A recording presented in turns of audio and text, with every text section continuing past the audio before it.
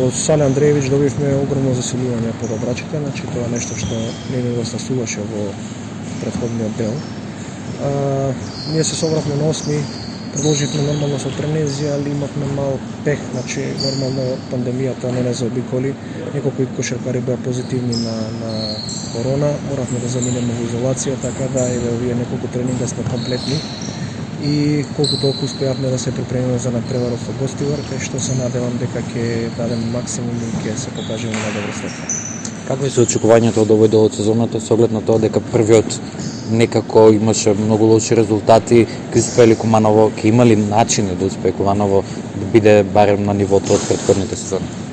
Па колку толку успеавме да се консолидираме во месец ноември, значи од 4 надпревари успеавме да добиеме 3, каде што колку толку и фативме приклучок во горниот дел на табелата.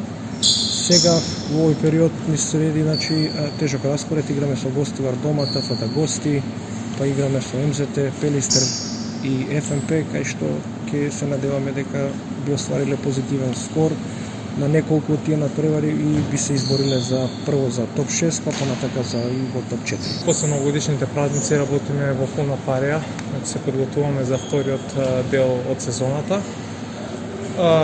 Работиме доста јако, сакаме да ги оправдаме очекувањата кои се за оваа сезона.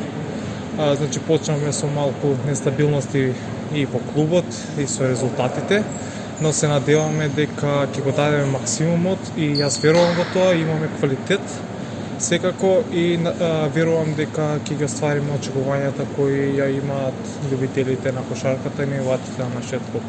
Има ли можности Куманово да повтори некој од минатогодишните успеси со оглед на тоа дека започнавме многу лошо во првиот дел?